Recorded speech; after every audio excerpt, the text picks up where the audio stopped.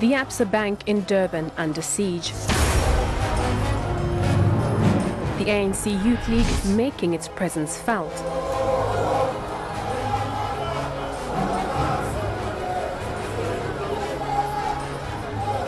Occupying the branch in the Durban Central Business District earlier.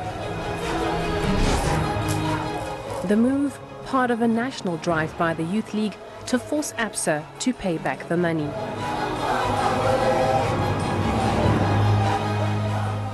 What we want as the ANC Youth League is really a very simple issue for ABSA. A bank that has operated for years, a bank that has made profits for years, a bank that is a multinational. We are just asking them to pay back the money which they loaned. They've loaned more than 2 billion now, which really could help in the development of this country. More importantly to us as the youth, that this money can be used to fund free education in our country.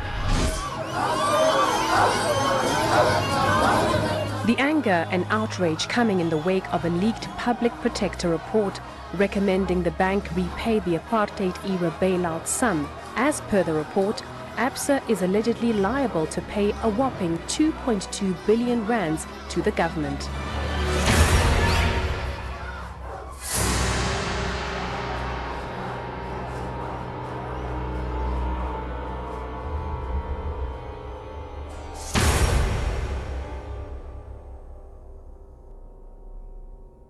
The ANC Youth League has noted the criminality in the financial sector. The ANC Youth League believes that there was criminality and fraud in the transaction that involved Bankorp, which was ultimately bought by ABSA, and the Reserve Bank played a role. The criminality must never go unpunished because it is what feeds white monopoly capital. We call on the public protector to speedily issue the report with remedial actions which are binding as per the Constitutional Court judgment, and we are confident that ABSA will be held accountable as there are other reports that have been issued before. The media reports on the leaked public protector report that ABSA is implicated in a multi-billion rand claim by the Reserve Bank and calls for the full mighty of the law to be seen to be done, including ABSA having to pay back all the billions, including interest stolen fraudulently, as per the CX report.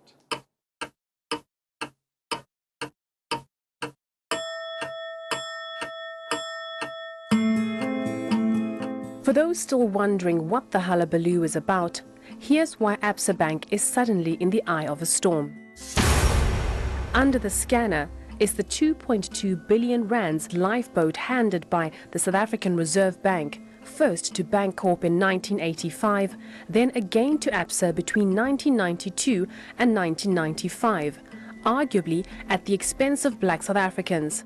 ABSA acquired Bankorp and all its liabilities in 1992. The report cites Bankorp receiving the lifeboat at a 1% interest rate per annum, while it invested the amount in government bonds with a yield of 16%. The difference, that is 15% interest amounting to the lifeboat.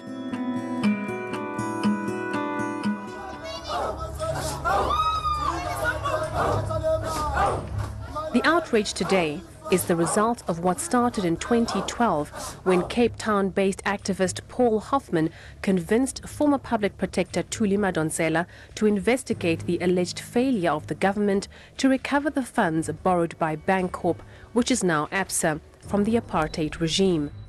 Madonsela interviewed the affected parties for 4 years but had not finalized the report when she left office.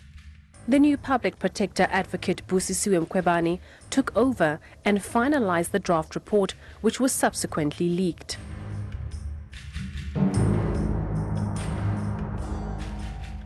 I was under the look. Me and Thuli worked closely from 2011. We were in communication telephonically, we corresponded through email. I gave Thuli Madonsela a lot of information. I actually guided her along the investigation, thinking that she was investigating the bonds. She also made me believe that she was investigating the bonds.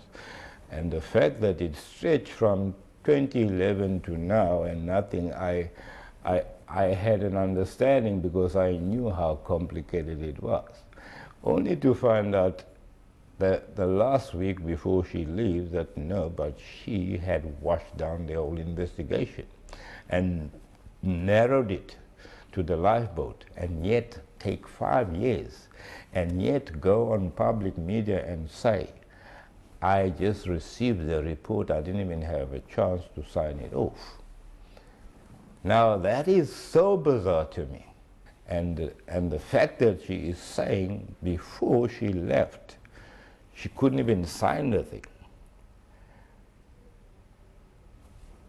That goes, my concern is that state capture thing, why did she give that as priority? Yet this matter has potential to bring billions of rand, hundreds of billions back to the country.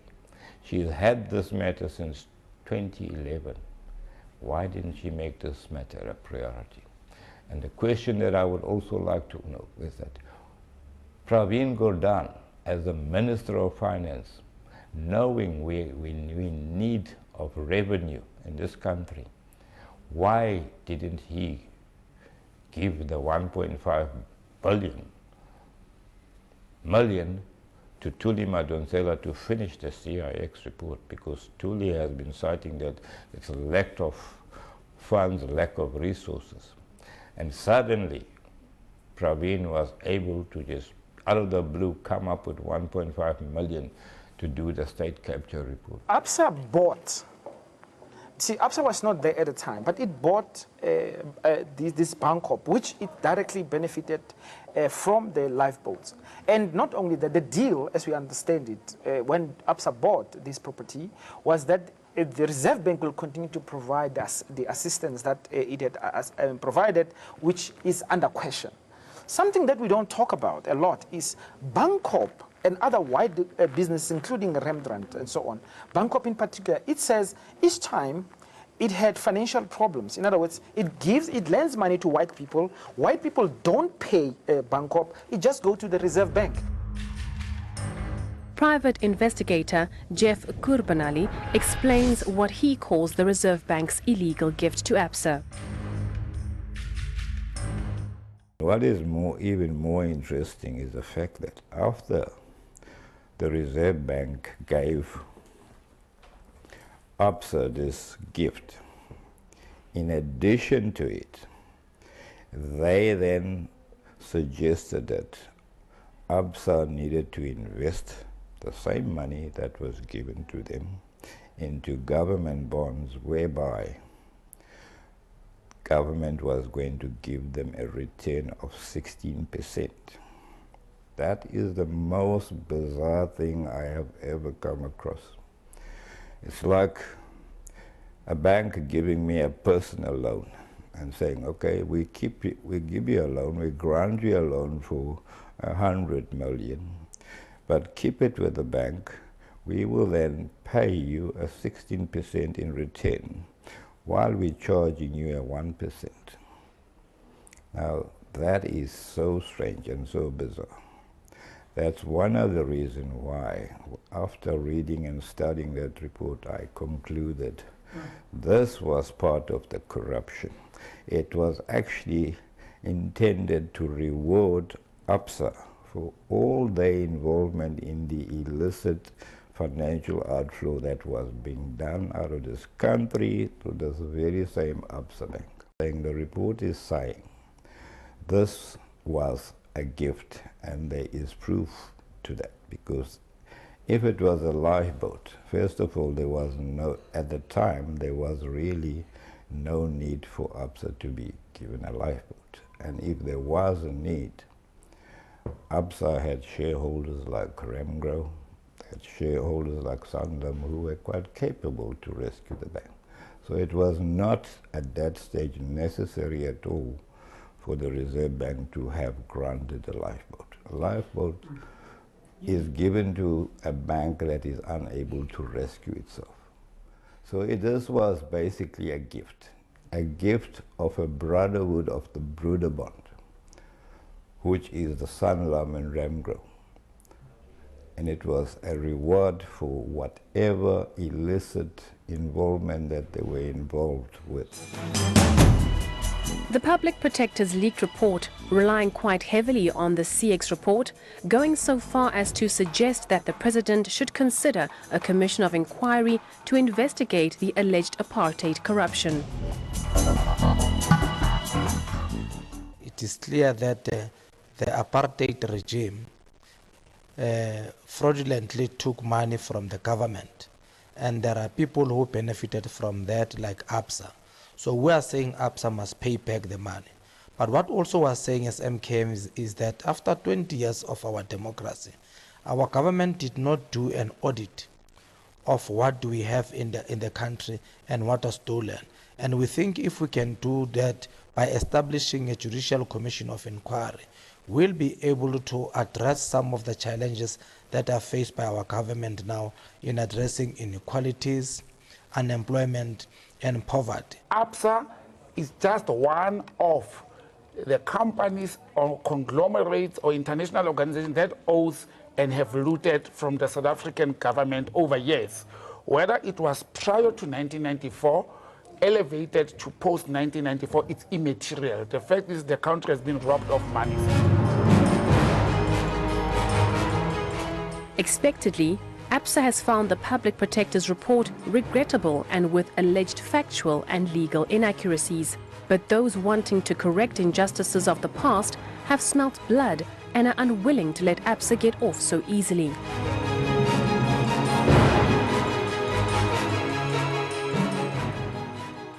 I find it quite interesting that ABSA has been aware for a 6-year period that a report is being, an investigation is being undertaken by the Public Protector, and they haven't taken the time to actually furnish her with the right information. So it's quite interesting for them to come back 6 years down the line and say that, oh, there's some additional documentation that the Public Protector hasn't seen. So the question is, why did they never provide it in the first place? ABSA seems to be operating in a very interesting economic vacuum where they simply feel free to ignore all the events that led up to them being formed, and they simply want us to believe that nothing untoward happened.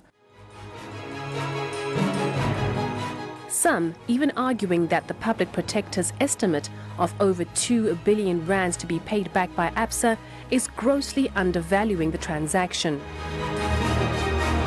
The Public Protector has made an estimate of around 2 billion rand as the amount that needs to be paid. That number grossly undervalues what this transaction is. Let us go back to the 1992 transaction and then say you bought all these banks for a particular fee.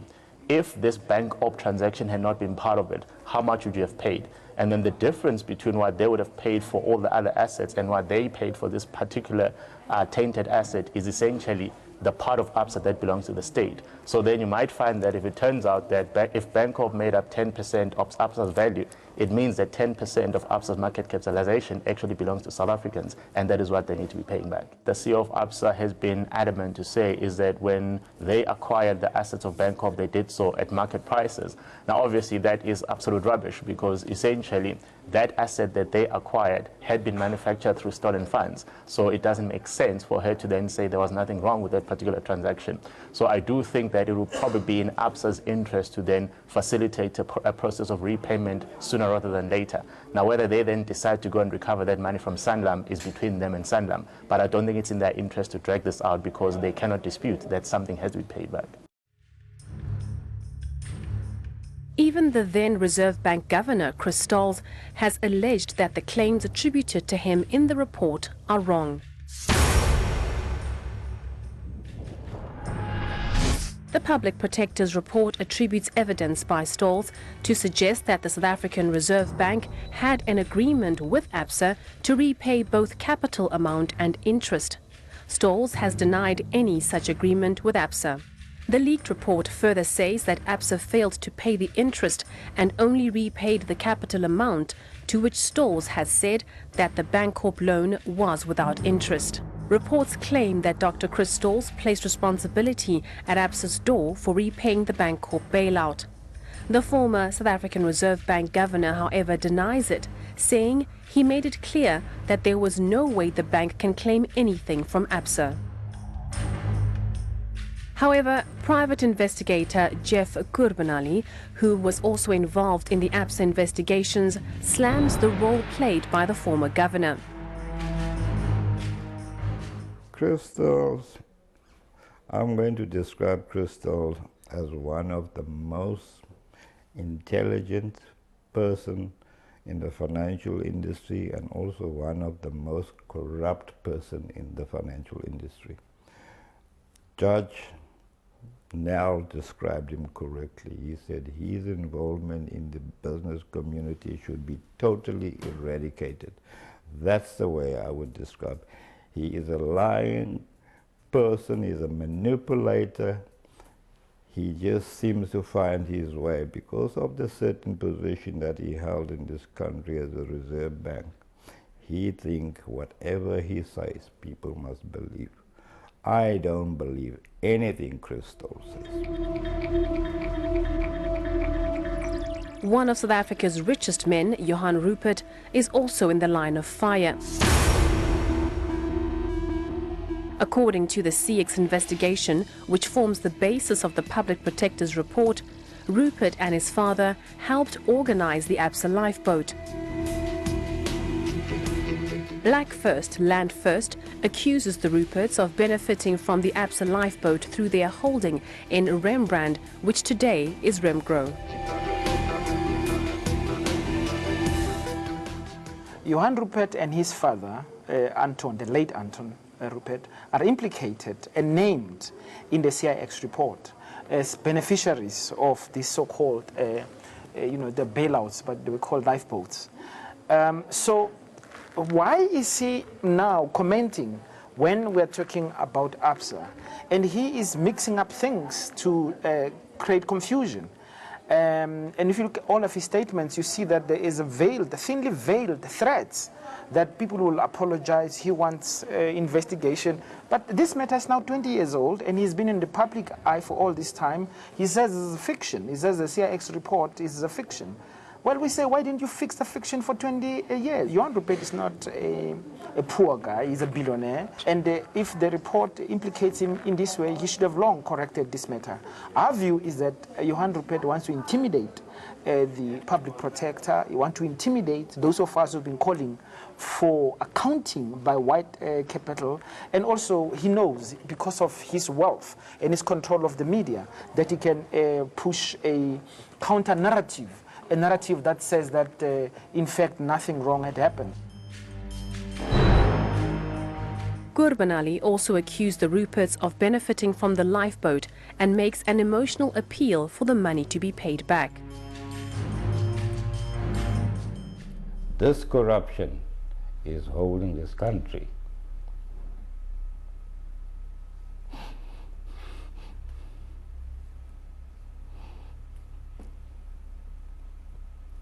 At ransom.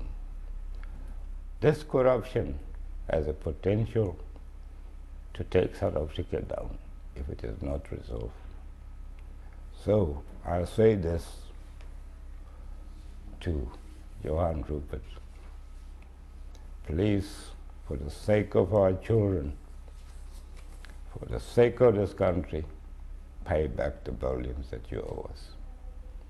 Save this country from a disaster, because if we do not resolve this issue, this corruption, which is a claim, which is currently sitting as a claim on our government.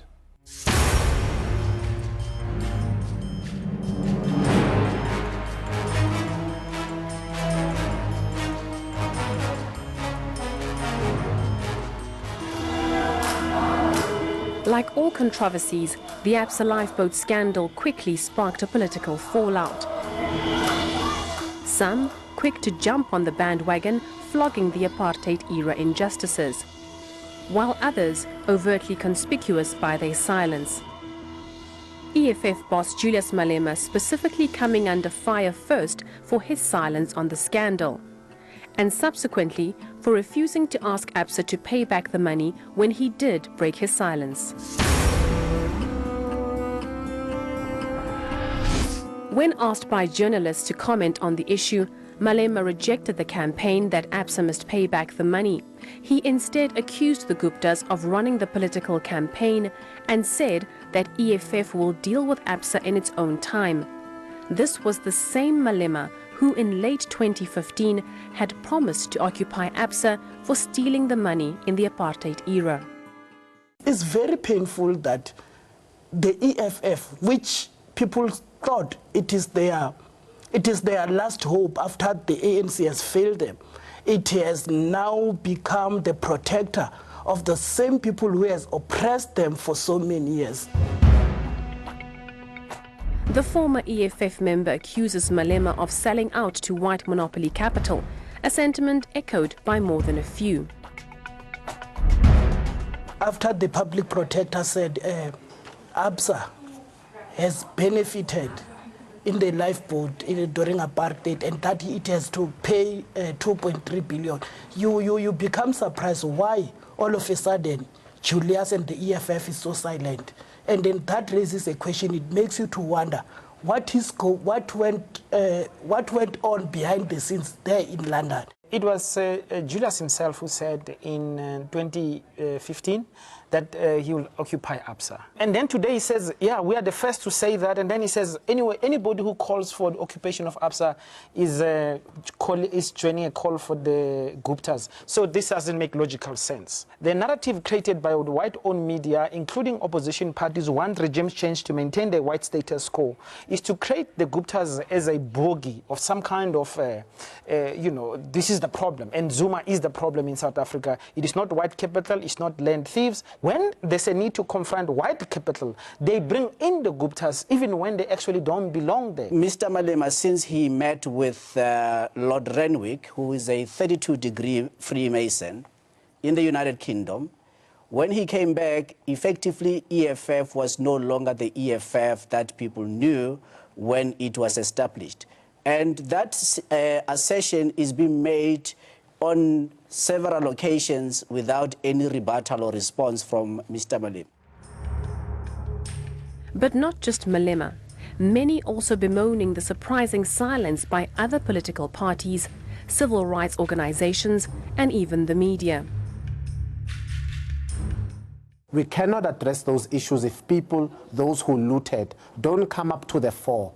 People that are trusted in this country, like former President Thabo Mbeki, cannot come and speak openly to say this is how much was looted, or this was the investigation that was run by the public protector. It's only now that we find out that even former president sat under, the public protector, was investigated, the public protector gave him a conference and they had to speak. These are things that would never have come out. But why have our leaders been quiet for so long? I think we appreciate the report of the public protector and the CX report, because it has opened our eyes that there was a lot of looting during apartheid, which our government, when we came into power, we did not investigate that. So as MKMV, we are calling for a judicial commission of inquiry to dig deep into the fraudulent activities that happened during the apartheid era. But where EFF failed to act, the ANC Youth League quickly jumped in, demanding that ABSA pay back the money, calling for an ABSA boycott, urging the government to shift its accounts from ABSA to the post office. We are making a call that the government of South Africa cannot continue to have a business relationship with a bank that had unduly benefited from the public funds. What we are saying is that the public must join us as the ANC Youth League, and also the government must also join us on our clarion call of making ABSA to pay back the money, and also the government to withdraw its business relationship with ABSA, because they cannot claim to have the interest of the public at heart, whilst on that other side they've benefited unduly from the public coffers. But even if the government moves its accounts from ABSA, its choices remain limited in the absence of a state-owned bank in South Africa. Unlike other countries, even the South African Reserve Bank is owned privately, a fact often bemoaned by experts. the challenge here, it's not that the state can create a state bank that will focus on development and empowering the majority black people of this country. The problem is, as you have correctly said, there's arrogance from the white monopoly control banks, and they also control the Reserve Bank of the country. We have to be very clear on that one. Secondly is, it's not only about ABSA, it's about the government not having a say on control over the commercial banks in the country. ABSA is just one of the companies or conglomerates or international organizations that owes and have looted from the South African government over years. Whether it was prior to 1994, elevated to post-1994, it's immaterial. The fact is the country has been robbed of monies, and ABSA is just a fraction of the 26 billion. I mean, it is on record that actually under Trevor Manuel, the Republic of South Africa paid a debt of 56 billion towards international debts, which includes the debts of ABSA and others. Now, what we should be talking about is for government to be able to establish a development bank or a state-owned bank, they will need funding and capital to start up. The capital is there. The capital is what these organizations like ABSA, they are owing to government, and they must pay. For now, it is status quo with the Public Protector's ABSA report sent to relevant stakeholders for their comments on one hand, and the ANC Youth League turning up the heat on ABSA on the other. The Youth League in KwaZulu-Natal has in fact put ABSA on a 3-week notice to start paying back the 2.25 billion rand bailout it received. The jury is still out on how the ABSA bailout scandal will play out in the weeks and months to come. One thing is for sure, this one is indeed political dynamite, and all parties will use it as ammunition as it suits them in the days to come.